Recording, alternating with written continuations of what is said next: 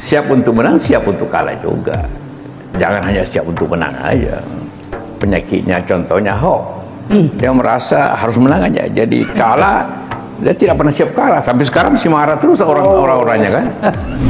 Setelah ini jam 2 di kantor Dewan Masjid kita mulai meresmikan pertemuan antar generasi muda masjid dan generasi muda Tionghoa.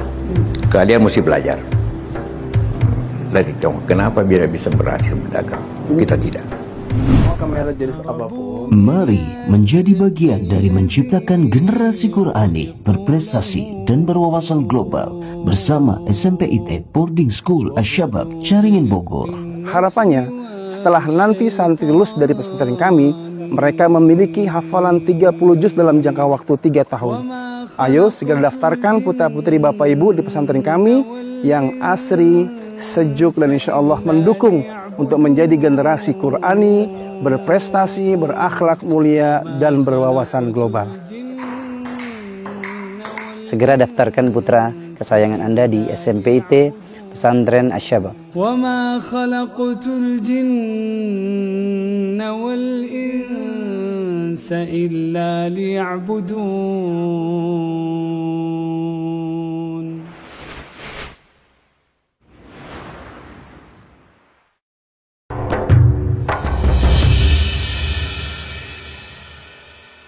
Ya, assalamualaikum teman-teman. Alhamdulillah, Allahumma shalli ala Muhammad. Saya tanpa terduga, tanpa agenda, tanpa rencana, Allah pertemukan dengan tokoh bangsa yang saya ngefans dari saya juga kecil.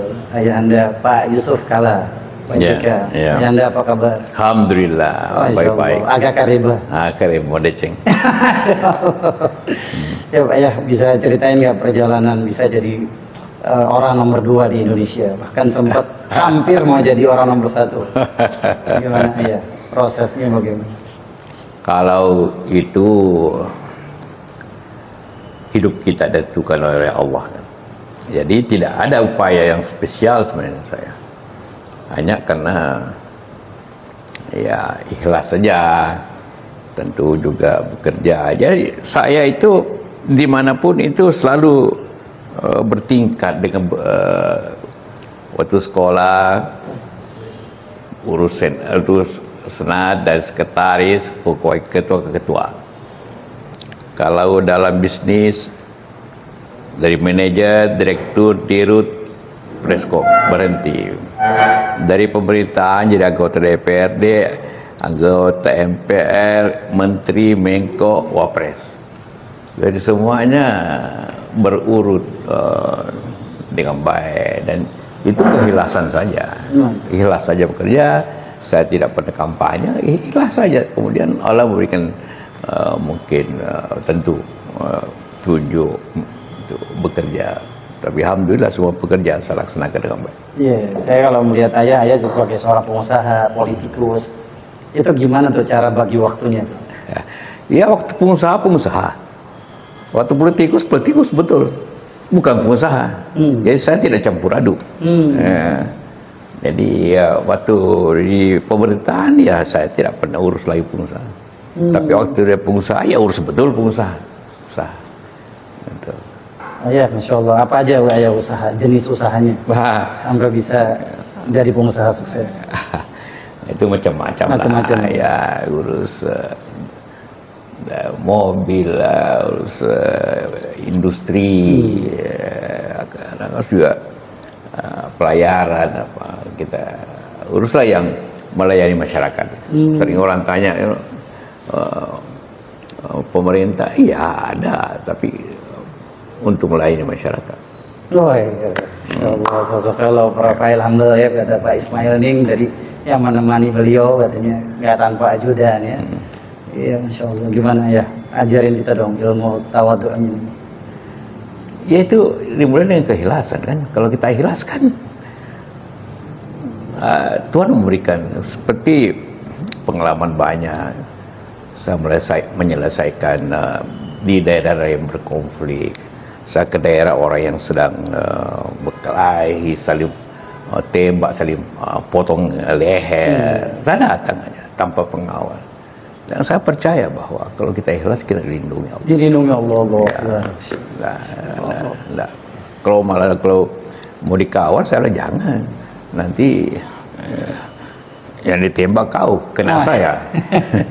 Ayah menyikapi kegagalan bagaimana? Orang ketika bisnis kemudian dia gagal, atau sekolah kemudian dia gagal, apa nih? Ayah kan insya Allah pernah juga nyapres, tiba-tiba nggak dapat, Allah Azza wa Jalla. Karena kita ikhlas tidak pernah menyesalkan bahwa ini tentu Tuhan Allah memberikan kita jalan seperti ini. Ya berusaha lagi, dan apapun kita gagal di sini, ya kita berusaha lagi supaya lebih berhasil. Kegagalan itu kan pelajaran untuk berhasil. Kegagalan jangan dirisaukan, karena itu bagi kita pelajaran apa yang keliru kita lakukan, kita perbaiki lagi. Dan pelajaran saya katakan di bisnis banyak beberapa bisnis gagal, tapi dengan kegagalan itu kita cari yang lain yang lebih baik gitu. Jangan gampang menyerah ya. Ini sekarang kan nanti politik nih saling menjatuhkan ya, pilpres nih kalau kita lihat 2 kali ada polarisasi. Ini nasihat Ayah buat anak-anak muda nih. Ini politik dalam keadaan suasana demokrasi begitu, bahkan saling, kan tidak mungkin menang semuanya. Jadi kalau ada 4 calon cuma 1 menang kan, 3 mesti jatuh kan. Jadi tidak mungkin ada menang semua. Jadi siap untuk menang, siap untuk kalah juga. Jangan hanya siap untuk menang aja. Itu yang terjadi penyakitnya, contohnya hoax. Dia merasa harus menang aja. Jadi kalah, dia tidak pernah siap kalah. Sampai sekarang masih marah terus orang-orangnya kan. Saya bilang sama mereka, kalau orang pilkada demokrasi ada yang menang, ada yang kalah. Kalau kalah ya terima kekalahan dengan baik, jangan salahkan orang. Ayah sebagai ketua DMI, Dewan Masjid Indonesia, apa peranan masjid untuk umat ini? Ini hal yang luar biasa. Tidak ada negara di dunia seperti ini yang masjidnya 800.000 masjid dan musala, luar biasa. Kita karena memang kita penduduk muslim terbesar. Tapi yang saya ingin katakan ialah orang membangun masjid sekarang itu suatu kehormatan. Sudah berubah luar biasa. Contohnya tiap sekolah, tiap kantor ada masjidnya sekarang. Mall baru maju kalau ada masjidnya. Dulu hanya musala kecil, sekarang mesti masjid besar. Jadi pada saat di Eropa, di Amerika orang jual rumah ibadah karena tidak ada lagi yang pergi ke rumah ibadah, kurang. Pada saat kita bangun terus karena merupakan masjid itu bukan hanya tempat ibadah, tapi tempat masyarakat berkumpul. Memang tidak seperti zaman Rasulullah, tempat pemerintahan, tempat urus perang dan tidak, tapi masyarakat berkumpul, masyarakat maju. Kan itulah masyarakat itu. Setelah ini jam 2 di kantor Dewan Masjid saya akan kita mulai meresmikan pertemuan antar generasi muda masjid dan generasi muda Tionghoa. Kalian mesti belajar dari Tionghoa. Kenapa biar bisa berhasil berdagang? Kita tidak. Nah, jadi contohnya ya di masjid lah dulu bikin pertemuan itu, belajar. Jadi masjid itu juga bagaimana kita belajar memajukan ekonomi, memajukan masyarakat. Nah, itu sekarang fungsi masjid sekarang yang berkembang luar biasa. Ya seperti sekarang tadi dulu, dan itu tidak terjadi di Timur Tengah. Mana masjid? Mana ada kantor yang ada masjidnya di Timur Tengah? Karena perbedaannya, karena di sini hari libur, hari Minggu, hari Jumat, hari ibadah kita yang penting, kita kerja, jadi mesti ada masjid. Nah, itu yang membedakannya kenapa hanya di sini yang terjadi situ. Oke, Ayah bicara masalah masjid, Ayah, saya juga produk masjid, produk remaja masjid. Kita lihat banyak masjid yang kurang memperhatikan kaderisasi, regenerasi. Ya. Ketika dia sudah menjabat, ya, dia nggak mau memberikan kepada estafet itu ke yang lebih muda. Dan ini menyebabkan stagnasi. kaderisasi Islam ke depan. Bahkan kita khawatir lost generation. Karena masjid 15 tahun lagi, 20 tahun yang memegangnya sudah wafat. Kemudian tidak ada kader penerus.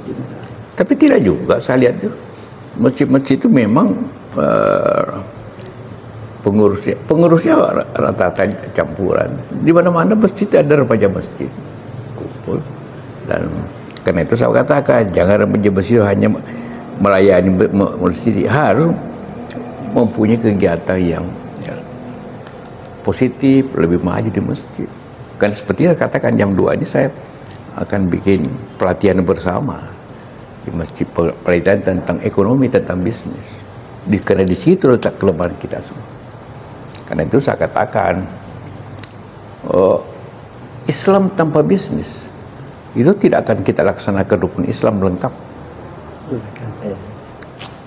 Karena rukun Islam 5, syahadat, salat, puasa, itu laksanakan. Tapi zakat dan haji harus ada kemampuan materi.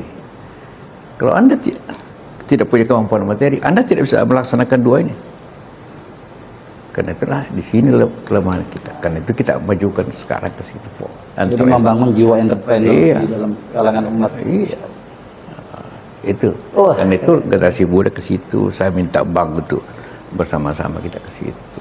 Sekarang era teknologi, TikTok, Instagram, ya, bisnis sekarang beda dengan zaman Rasul yang harus punya toko, harus bisa jualan. Nah, kita melihat nih umat Islam ini lemah nih dari penguasaan ilmu digital. Tapi tidak semua. Nah, itu malah hampir semua, terkecuali yang besar-besar, hampir semua pengusaha-pengusaha yang pakai IT itu pakai seperti Tokopedia semua rugi. Siapa yang untung? Karena orang hanya menjual harapan kan. Memang mempermudah kita. Orang bisa tidak hidup lagi tanpa Gojek. Tapi Gojeknya sendiri rugi. Jadi alhamdulillah dia mulai kita. Tapi dia sendiri sulit. Karena bersaing kan. Dan umat Islam harus punya e-commerce sendiri ya. Kan kalau kita lihat tak perlu dikuasai. Iya, ada hal tertentu ya. Ada hal tertentu ya. Tapi tidak semua bisnis dengan itu. Tetap orang butuh toko, tetap orang butuh mall, tetap orang butuh pasar. Tetap Tanah Abang penting. Karena memang sekarang kalau pesan makanan ya tidak perlu di rumah aja.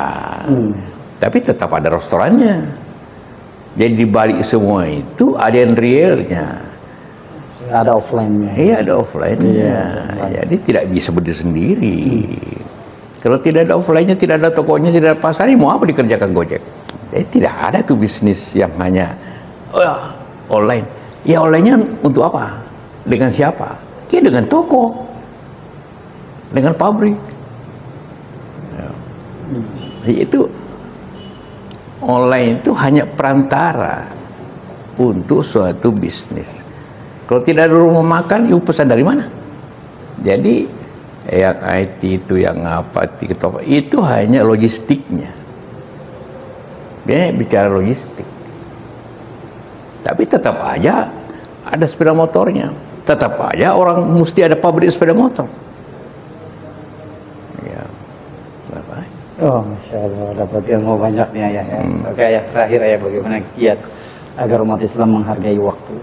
Karena luar biasa, menurut penelitiannya orang Indonesia ini waktunya banyak terbuang di menggunakan gadget, 8-12 jam per hari.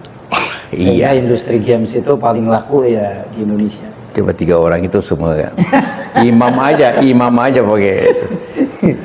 Mau mengaji. Iya. Yang kita sedihkannya ya bukan digunakan handphone untuk produktif nambah ilmu, tapi membuang-buang waktu. Semua itu ada negatifnya, ada positifnya. Sekarang tidak perlu Ustaz tidak perlu bawa Al-Quran yang besar-besar kan? Betul. Cukup di sini kan. Mau pilih Quran mana dari sini. Jadi contohnya gitu. Cari informasi, tidak usah kemana-mana, bawa buku besar, tak usah tanya orang lagi. Jadi Ada positif, ada banyak. Bahwa menghabiskan waktu, ya. Tapi mungkin dia mencari belajar. Bisa juga orang habiskan waktu belajar. Tergantung. Asal jangan game aja terus anak-anak ini. Jadi itu harus dikontrol juga. Gitu. Jangan dikontrol juga. Game suka main game apa? Mobile Legend. Gak suka main game? Ini teman-teman cucunya Pak JK. Namanya saya kelas 1 SMA. Nama siapa? Malik. Oh, Malik suka main game nggak? Gamers. Tapi games juga ya, produktif juga ya sekarang dibikin e-sport. Iya ada. Game itu juga mengasah otak kan. Ada juga game yang memang menghabiskan waktu.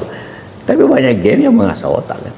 Ya semua ada manfaatnya, semua ada juga negatifnya. Harus dijaga kita yang bagi kita menjaga keseimbangannya, mempositifkan sesuatu. Kita tidak bisa hidup lagi tanpa handphone. Betul ya. Kalau pergi ke kantor, handphone ketinggalan, balik balik lagi ke rumah. Iya, tapi kalau dulu kan kita pergi cari rumahnya teman, mungkin 3 kali kita bertanya ke tukang beca, ke tempat rokok.